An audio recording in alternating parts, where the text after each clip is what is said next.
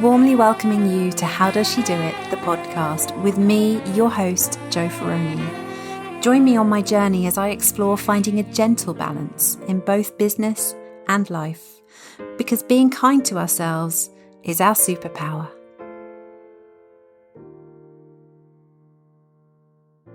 Hello, lovely lady. How are you? I've missed you, and I should explain where I've been. As you may know, I tend to go against the grain a little these days. I'm less about following the crowd and more about following my heart. This possibly is because I'm getting older and feel a little more grounded and self-assured, or maybe it's down to all my learning over the past few years about self-belief, taking heed of my inner voice and intuition. I'm less worried about how something might look or be perceived now, and I fully believe that it'll all be okay. For those of you who are signed up to my emails, and if you're not, head over to howdoesshedowit.life and click the orange sign up button to do so. You'll have seen my unapologetic announcement last month. I took an unplanned pause on the podcast because instead I took a very spontaneous week away on a road trip to Devon, my very own creative retreat and immersion.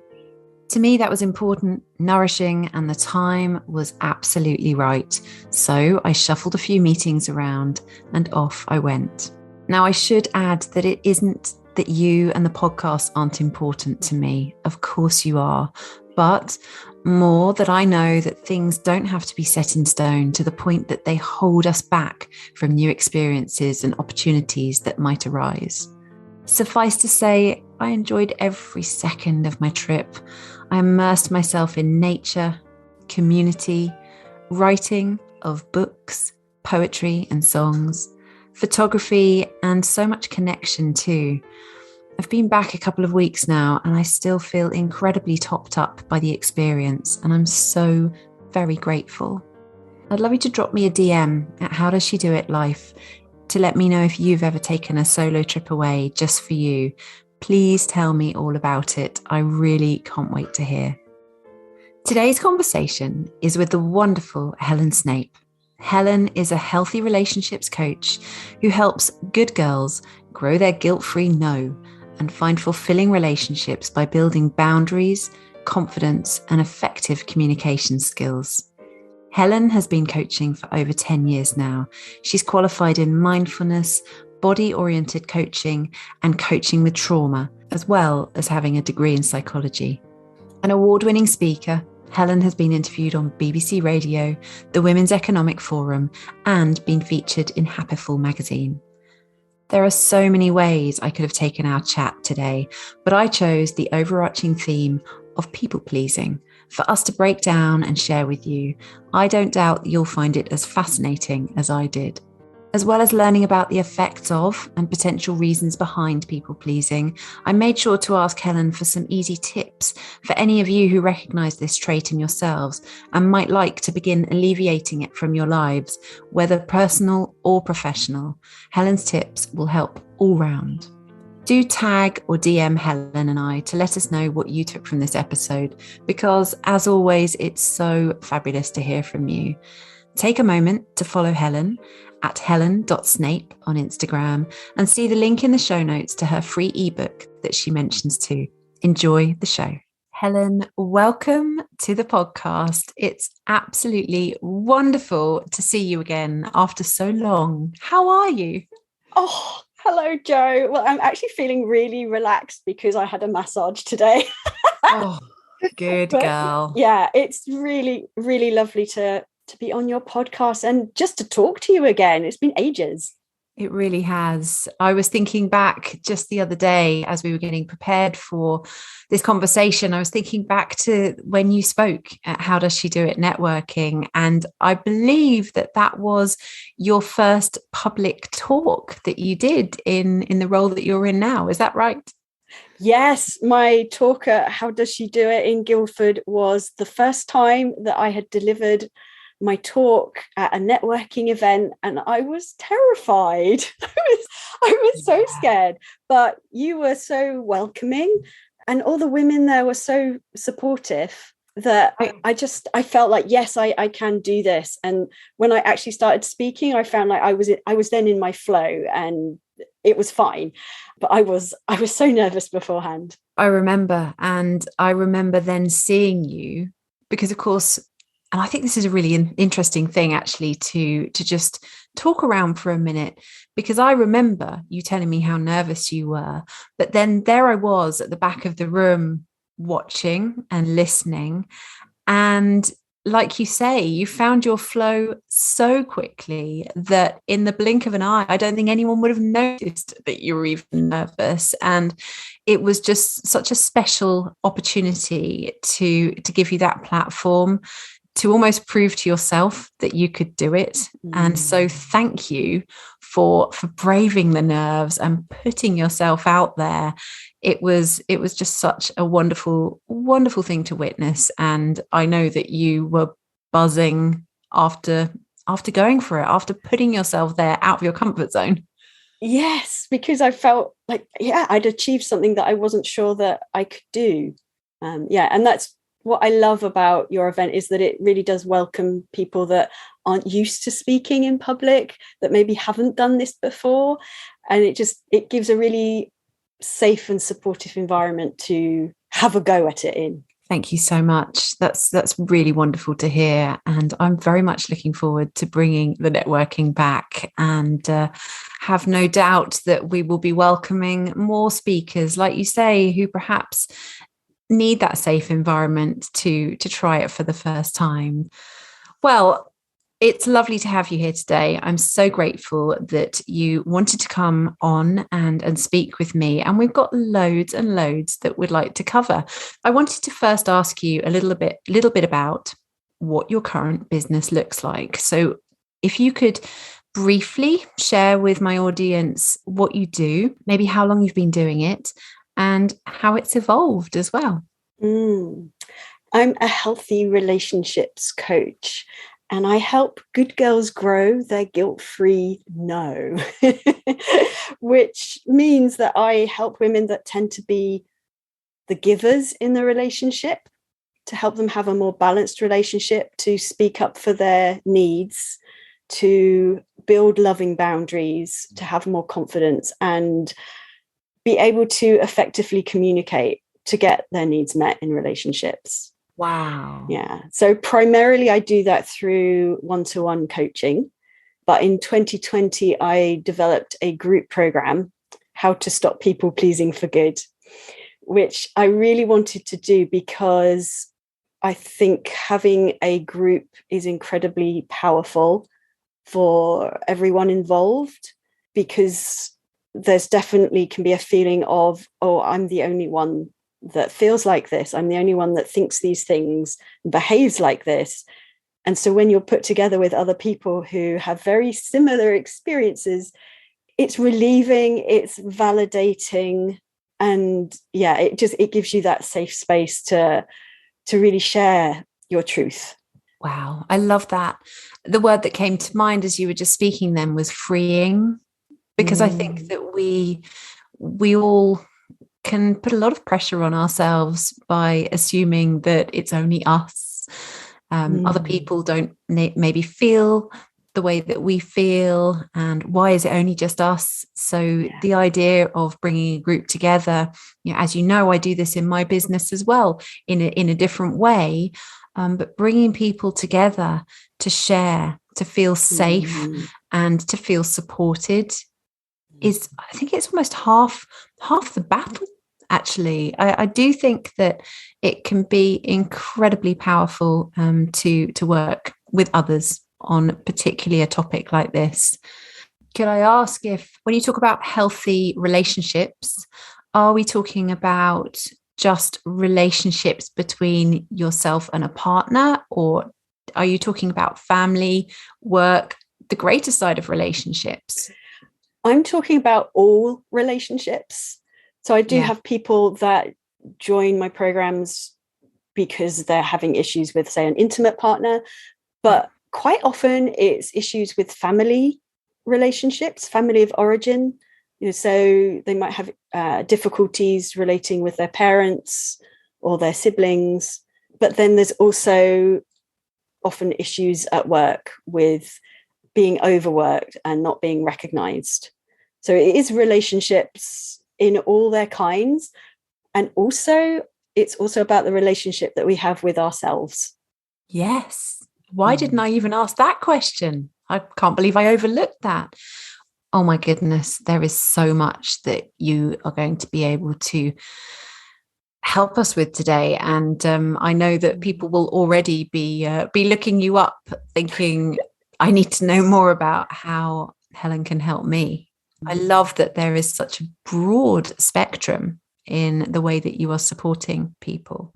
I suppose more recently, I've been developing a group program on owning your voice and your power in relationships. And that stemmed from some studies that I've been doing with the somatic school. And that's really to go that level deeper, because I think there's a lot of work we can do around kind of our mindset and our emotions. But sometimes things go deeper than that. And we need to bring in our whole being, our whole kind of mind body experience into that. So that's been exciting. And I've just been running that from January this year. Goodness me, you've got a lot going on.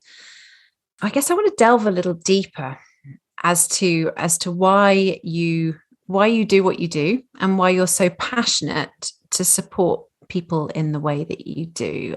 So in terms of why I went into coaching, well, my background is in human resources and training, and I was using coaching as one of the methods for working with people during that time. And people told me I was good at it.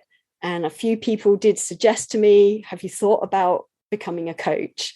And at the time, I ignored them because, I I was just like tunnel vision. No, I am in my HR career. Thank you very much. But eventually the penny dropped, and I had the opportunity to take redundancy. And I thought, you know what, it's now or never.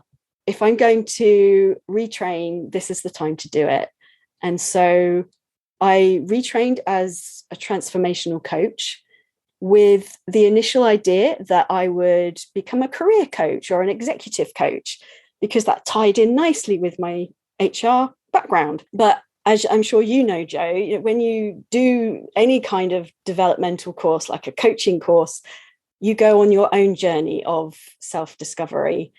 And I realized that my passion was really to help other women that are stuck in the same way that I was stuck 7 years ago now, which was when I realized that I was stuck in this pattern of people pleasing. And I thought, if I'm going to be coaching, I need to do this around something that I am passionate about. So I would say I'm a recovering people pleaser.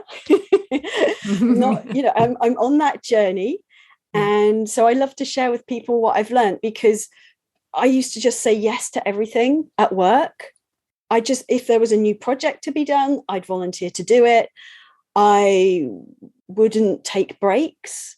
I didn't know how to say no. And I thought that was kind of a good thing, except what began to happen was I developed repetitive strain injury in my arms and my wrists and my hands and my shoulders. And I just kept going. I was a machine. I couldn't stop until I literally couldn't type anymore.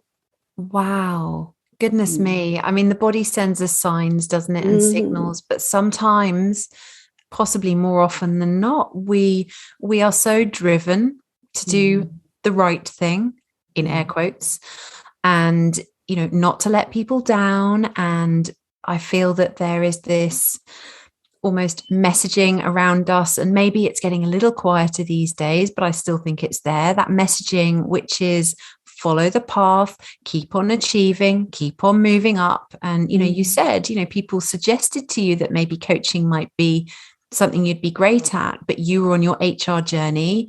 And I think, as often has happened in corporate settings, you do kind of toe the line and follow that path and don't really allow anything to knock you off track. And in this case, you didn't even allow the fact that your body was resisting, your body was crying out to you, whoa, slow down.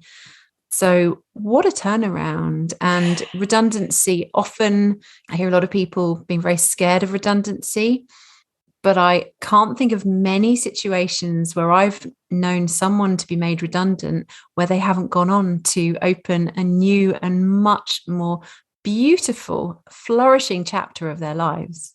Oh, that's so good to hear. I mean, I know it can be a very different experience for some people who just do find it very hard. But for me, it was that opportunity to, and a spur, I suppose, to change direction. But yeah, as a recovering people pleaser, it didn't just affect my work life. In terms of my personal life, I thought it was good that I put other people first. That's what we're told, right? Like that's it's a lovely thing to do. And so I just didn't think about my own feelings and needs. Like if you'd asked me, what do I like doing? I probably couldn't have told you. Really? Yeah. Because I was just so other focused. And I think that's partly what led me into a rather unhealthy relationship. Well, actually it was an abusive marriage. And I think that's also what kept me in it for such a long time, because I was like the ultimate giver in that relationship. I was kind of happy to make the relationship all about him. Yeah. And of course, he was happy for it to be all about him. And so in some ways, we kind of fit together in a horrible way, but we kind of fit together. Yeah. I mean, so much that we could unpack here. And I don't know that this is the time for you to be doing that, or the place for you to be doing that. But thank you so much for sharing that. My listeners might have heard my surprise when you said something along the lines of, I didn't really know what my loves were, what I love to do. And the reason I expressed a bit of surprise there is because I now know the Helen who immerses herself in all sorts of wonderful things, that light you up, absolutely light you up, and I'm sure help energize your business, your life in general. And you certainly spread an awful lot of light around yourself and around the world, because you are now able to witness and really experience the things that you've realized that you love and you want to embrace and you want to enjoy. So you're really a beautiful shining light. Oh, thank you so much, Jo. That's so sweet. Oh my God. Yeah. And it has, I suppose, part of this recovery journey is it's beautiful because you go on this journey of rediscovering yourself. You go on a journey of rediscovering what you love and what lights you up. As I can see from your face, you're on that journey and you are well and truly lit up, which is just wonderful. And what more could someone coming to you want in a coach than someone who is living it, breathing it, has been there and is absolutely thriving. And as you said, still on your journey. I think we need to get on to talking about what I'm so excited to learn about from you. And that is people pleasing. Now, I don't know whether I've brought this up on the podcast before or not. I don't think I have, but I see myself as a little bit of a people pleaser, maybe a recovering one. I think I'm on the journey. So I'm going to be listening intently today to what you share with us. But first of all, I'd love to ask you basically what people pleasing can look like. How can it present itself? Because I should imagine it has many different sides to it. It does. Yeah. So people pleasing, signs of people pleasing in your life. The obvious one is that you have a hard time saying no to other people. Mm-hmm. But it can also look like over apologizing. Shall I just tick a little tick? Yeah. Mm-hmm. Avoiding conflict, like at all costs, because we think that we can't handle it and it will drive other people away. Yeah, we don't want to upset anyone else by being in that sort of way, do we? Absolutely, yeah. It looks like rushing around after other people's needs at the expense of our own, pretending that things are fine when they aren't. So it's that fake smile. Everything's fine. Trying to fit in with other people, either doing what they're doing or copying kind of how they talk or how they behave. And it's never putting yourself out there as well. So keeping small and quiet. The good girl, keeping under the radar kind of thing. Yeah, and it's ignoring or minimizing our own feelings as well. Yeah, which I could hear from what you were talking about. Interesting. So, I mean, to give you an example, like from my own life, I remember going to a restaurant with my partner and we both ordered a burger and chips. And when they were delivered, I noticed that my chips were cold. And my partner said to me, "Oh, I'm going to send my chips back because they're cold. How are yours?" And I said, "They're fine." And so he sent his chips back and he got lovely hot chips. And I sat there eating my very cold chips, thinking, why have I just done that? And it was because I was worried about making a fuss. I cared more about embarrassing the waiter or putting them out of their way than I was about enjoying a meal that we were paying for. That's such a good example. Such, for anyone that perhaps hasn't quite grasped it so far, to use that example of just everyday life really, really makes a lot of sense. And it's detrimental to you, isn't it, at the end of the day, because you didn't really enjoy your meal, but you were putting everyone else's needs, feelings, and, avoiding potential conflict in a different way, but avoiding that awkwardness for the sake of everyone else.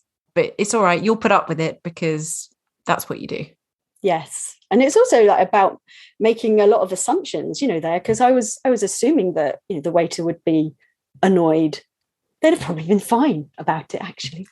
They'd have probably been deeply apologetic and said, "Oh my gosh, of course we must get you hot chips. I'm so sorry that happened." And they probably wouldn't have taken it personally, but they'd have thought, we need to keep this customer happy. Let's get this sorted pronto. But I hear you. I also want to ask, and there might not be a straightforward answer to this question, but it was just something I was interested in. Do you think people pleasing can often be the result of an experience in childhood, or is that not necessarily a sort of one size fits all thing? It's possible for it to develop when you're an adult. Okay. I think if you get into, say, an unhealthy relationship, say with a narcissist or with an addict or something, then it's very easy to get pulled into dysfunctional dynamics. Yeah. And you begin to respond in ways that aren't going to help you long term. So things like reacting in a kind of codependent way, and then people pleasing is almost a subset of that. But for most people, and in fact everyone that I've ever spoken to that has this pattern, it started in childhood. Yeah, and where that comes from, it's when our caregivers or our parents met our needs inconsistently. Okay. So whether that's because they had their own issues or kind of had difficulty with their own feelings. And so what that led to is us getting really good at tracking our parents' feelings and not rocking the boat. And because as children, we're egocentric, meaning, we make everything about ourselves, we attributed their negativity or their criticism to ourselves, rather than the fact that actually they've got their own issues, they've got their own stuff that they're working on. Yeah. And so what that then means is, we feel shame, we try to hide away to be good, or we try to get attention by being what we think will make them happy. in some cases, people can point to perhaps obvious unhealthy family dynamics. So say, for example, they had a narcissistic father, or they had an alcoholic mother or a depressed mother, and they can kind of sometimes it's really not obvious. Well, if you'd asked me like 7 years ago what my childhood was like, I'd have said it was fine, like it was perfect. And it's taken me a lot of digging to see where my people-pleasing roots came from. Because, an outside observer would have said, yeah, your family looks perfect. But we didn't really talk about feelings. So yes, materially, we had everything that we wanted. Yeah. But we didn't really talk about feelings. No, I think it's a more modern day thing, actually, to talk about feelings and to know that perhaps bad feelings aren't the end of the world. We've got to have good and bad feelings because we're human and all that sort of thing. But it wasn't the narrative then, was it? No, it really wasn't. No. And so, I think about some of the examples from my childhood. I was badly bullied at primary school, and obviously I reported it, but it didn't seem to stop. And so what I learned from that was to become as invisible as possible and to try to fit in with others as best I could.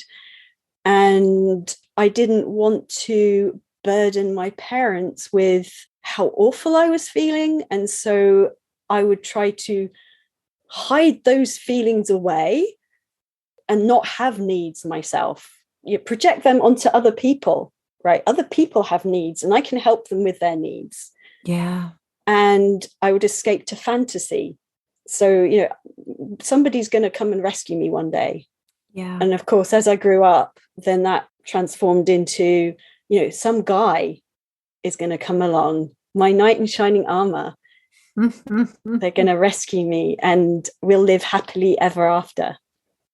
Gosh, fascinating. Absolutely fascinating. And I think that that's a really good example that, yes, these things can have come from difficult situations, more extreme situations, but not necessarily. No. Not necessarily. It could be that experience you had at school. I'm so sorry. I can't even imagine what you went through, and to then not be heard and not have it acted upon must have had such a great impact on you, which is just awful. Children can be so awful. it's just absolutely horrible, isn't it? If you hear of any child as an adult now, if you hear of any child that's having a struggle with another child, it breaks your heart. So I send my love to younger Helen. Thank you. Well, he receives it. Yes. Good. Yes. Well done. Yeah. I mean, I don't think we necessarily though need to know like exactly where we formed these people pleasing patterns, because I know some people, and in fact myself, I don't have many memories from childhood. Like some of my oldest friends, they remember more about my childhood than I do in some cases. So I don't think we necessarily need to know. And I think sometimes more memories will come up as we go on our recovery journey as well. But, don't worry if you don't remember or you can't figure out like what the root was or something. And I think also, it's not just the family system, it's society as well. When we're at school, I don't know if it's changed nowadays, but, when I was at school, we were taught that to be quiet, to be polite, to not ask difficult questions. And then, particularly as women, self-sacrificing is praised. So, it's all reinforced. It really is. And I think that the fact that there's never any real big point made of it, but it is this soundtrack, if you like, to our lives, particularly back when we were at school. And like you say, we don't know whether that it's still the case now. I think that becomes very ingrained, and I think that's probably where I got my people pleasing from. It was about not rocking the boat, which was a phrase you used earlier, doing our best. I wouldn't ever answer back to a teacher, even if I felt that they'd said something to me that wasn't, shouldn't have been directed at me. I wouldn't have done that because I respected my elders. And yeah, I think there are many, many things like that. But I think it would be very useful for people to hear that it isn't essential to find that root cause that has started it. I presume it's more about awakening ourselves to where we're at now and looking at what we might like to change, what we might like to work on. And I should imagine there's a lot of exercising of these things. And I mean exercising as in, it's not just a flick a switch and suddenly you're not a people pleaser anymore. It's about working in these situations that we've probably acted the same way in for many years, to then suddenly start gradually, that doesn't make sense, but you know what I mean, to gradually start tweaking the way that we respond to a certain situation. Yeah, if there was a magic pill to stop people pleasing, then I'd be selling that. Yes, it is. I describe it as a journey. There are many different ways of going on that journey, and you have to find what works for you. And you're right, it's something that you kind of keep having to practice, because your brain, in fact, like your whole being, has got into this well ingrained pattern. It's like it's following a road that it knows really well how to do, and suddenly we're saying, actually, maybe I don't want to follow that road anymore. Maybe I want to go through this jungle that has no path through it, and I want to behave differently, show up differently. Well, that's going to feel hard. It's going to feel awkward and unfamiliar and uncomfortable, but it does get easier. And I should imagine that in addition to the ease that we begin to feel as we take the time on this transformational journey, there's going to be even more, I often use this term, icing on the cake as well. So it's not just going to be that you undo your people pleasing, it's going to be almost all those other avenues that miraculously open up because of all that work you've been doing. And then suddenly you're seeing things that you didn't even believe or dream could be possible for you. And suddenly there they are, almost saying, go for it, try this new thing, have this new experience. Yes. Yeah, because one of the things of going on this recovery journey is that you stop playing small and you begin to take more risks. And so you open up more opportunities in your life. Oh, it's so exciting. It really is. And I'm sure people will be listening just thinking, okay, so maybe there is a way that I can work my way through this with support and with that nurturing, if you like, and that help with direction, that will mean that things can change and maybe things can improve. And just because there has been this mold, if you like, that has been set over all these years, it doesn't mean that this is the way it always has to be. Absolutely. Yes. Our people-pleasing patterns, they're amazing, really, like amazing survival skill, amazing survival pattern. And they're always there for us, like if we need them. But it's wonderful to begin to have more choice around how you show up and not just automatically go into that pattern when maybe you don't want to anymore, or maybe it doesn't really meet your needs anymore. It's not appropriate for the situation you're in. I would be really grateful if you might help people almost on their pre-journey, if they're looking to overcome their people pleasing in their life. And I wonder whether you might be able to share even just 3 things that people could do to ease their people pleasing tendencies as they begin to journey away from this state, for want of a better word. Yes, 3 top tips to start your recovery journey. Yeah. So the first tip would be to master the pause. As a people pleaser, we tend to automatically say yes to things. So it's taking a breath, it's slowing down before you say yes to someone, pause, and then if possible, insert a delay in responding. So whether it's, oh, well, I'll call you back tomorrow, or, well, I need to check my calendar first. Just something to give you some time and space to check in with yourself and actually check, is this something that I want to do? Is it something that I'm capable of doing? Or is it something, that I really do have a responsibility to be doing? And then it also gives you time to prepare a response, because, if you're not used to saying no to people, you might need a bit more time to craft your response and prepare yourself to do it. I love that. I think that the pause in itself is a big one to work on. And I'd like to add to that, if you try to pause but it doesn't work and you end up saying yes straight away, that's okay. That's the first time you've tried it. Next time, try and take a breath or two. And I do think that those points you made there that allow you that room for pause are brilliant. And they're still very polite. And there's nothing wrong about not answering someone with a definitive yes or no straight away. Brilliant. Thank you for that one.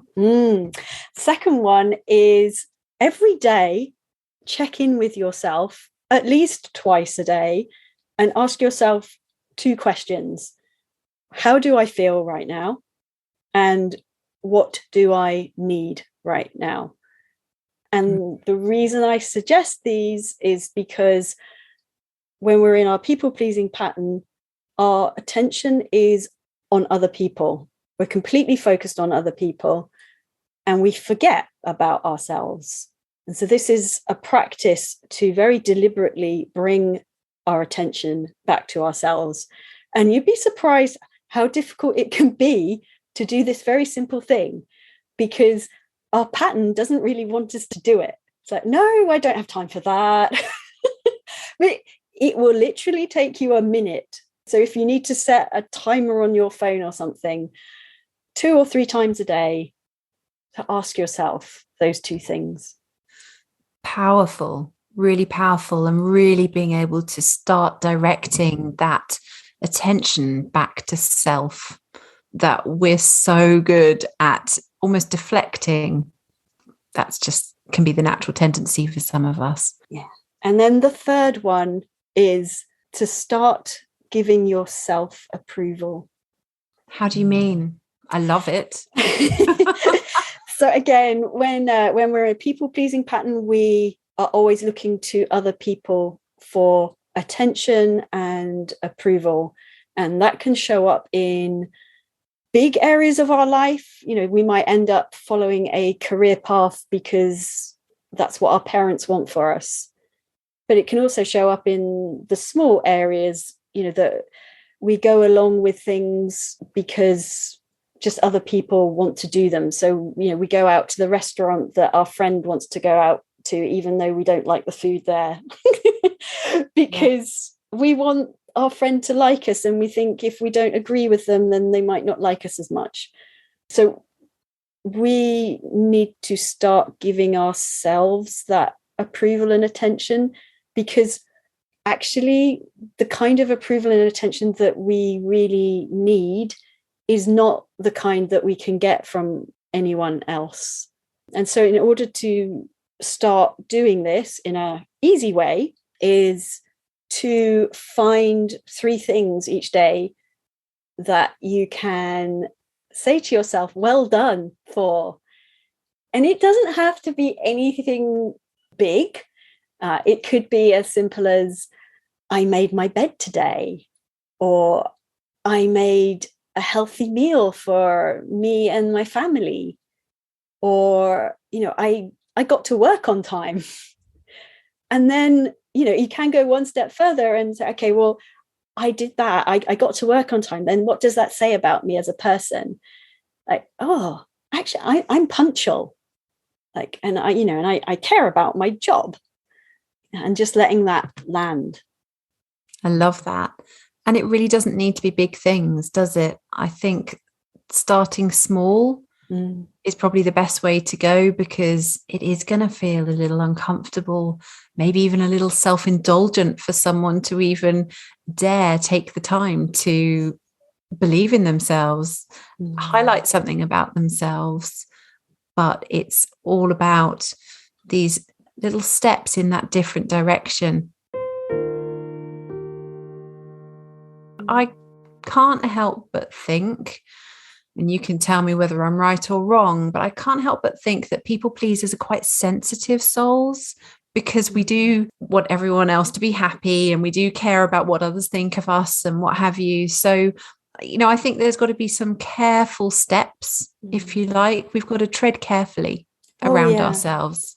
Yeah, because as you say, most people that develop this pattern, they have these wonderful strengths as well, that they are sensitive to other people's feelings and needs, and can often read the energy of the room, or kind of just tune into how a situation feels.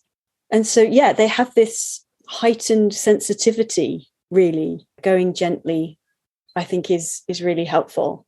That's one of the things that certainly I bring to my coaching, is a very gentle approach, because I think we each need to go at our own pace.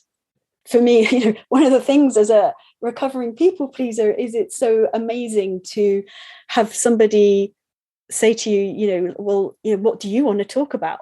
Let's follow your agenda. I mean, it can be a bit almost kind of challenging in a way, but but it's wonderful. It's like, oh, actually, this could be about me now.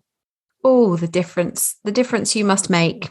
It's really uplifting and powerful stuff.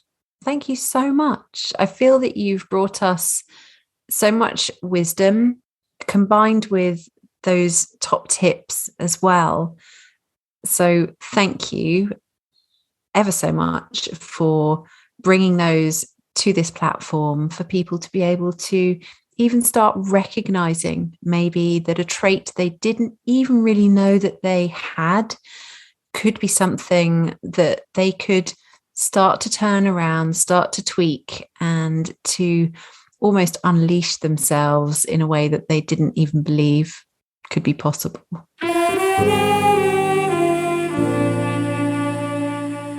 I would love to ask you about working for yourself, because it's a really interesting conversation for my listeners to hear, because we're all different and we all have different businesses, personalities, life situations and what have you. And so that's why I always like to ask the last 3 questions on each podcast. And the first one I want to ask you is, what is the toughest thing you find about working for yourself? Ooh, the toughest thing that I find about working for myself is it brings up all my stuff. So it ties in very much with kind of my recovery journey, because I have to put myself out there, right? Yeah. So, this really goes against my patterning of, I'll hide away and make myself as invisible as possible. It's like, that doesn't really work when you're trying to run a business. No. So it's been a catalyst, I guess, for working on, my own recovery, and just seeing how that, not only improves how I feel about myself and my personal relationships, but how that helps me show up in my business and actually own it and grow in confidence about it as well. Wow, that is the most positive slant on a tough thing that I've heard. I love the way that you've embraced that really difficult, or it's not just one difficult thing, it's, you know, a number of things that kind of go against the grain for you, but you've pushed gently, I'm sure, and with a lot of compassion and a lot of heart, but you have allowed those challenges to be something that you embrace and then you've grown from. I must say, to begin with, it wasn't with a lot of compassion. Thank you for your honesty. Yeah, I've had to learn about compassion as well. But yeah, again, like it's great. So it's kind of like, yeah, it's like the toughest thing, but I guess it's like a refiner's fire, isn't it? It's like it's making you the shiny diamond that you can be. The word that came to mind for me just before you said that was golden. It feels golden to me. I love the refiner's fire. Absolutely. So, I mean, the best thing about working for yourself is going to be pretty damn awesome, isn't it? If the worst thing or the toughest thing was, you know, you found a positive from it, which is brilliant. What's the absolute best thing about working for yourself? It's that I get to create like all of this amazing stuff for people that, and I know it's going to help them. And I really enjoy creating it, and I know I'm good at it, and I love doing it. Like, I don't know like how to boil that down anymore. But it's all of that. You shared it beautifully, and we can feel from the energy with which you just delivered that exactly what you mean. I'm getting all the tingles just from the way that you've described that. How wonderful. So you're also a great, great ambassador for doing what you love. You're enjoying everything that you do, from the creation to the working, you know, with the clients as well. And it lights you up. It excites you. How wonderful. I'm glad you chose to step off the pathway, if you like, from HR, from corporate and what have you. Obviously, that would have built you beautiful foundations to get you where you are today. But the fact that you were brave enough to retrain and have that as your best thing is absolutely wonderful. Beautiful stuff. And I've got one last question that I end every podcast with, and that is, as you know, the name of my business is How Does She Do It? As I believe that she doesn't do it all. Can you tell me one thing that you do or maybe don't do in your life to remain on track and to remain healthy and happy in your life? The one thing that I do that really helps me stay on track is meditate every day. For a start, it's like going to the gym for my brain. It helps me step back from my thoughts and feelings and not get carried away with them. It helps me focus more in the morning, but it also ties in with my whole recovery journey, in that it's time that I spend by myself, not thinking about anyone else. And it's always a reminder for me that actually, like, the world keeps on turning if I'm not attending to it. Other people are okay without me helping them. It does all of these things. So I love it. I love it. And I really notice the difference if I don't meditate each day. Which is important in itself, isn't it? Because sometimes, you know, meditation is a wonderful thing for us to do. And sometimes life can get a bit busy, and that might be the thing that drops off.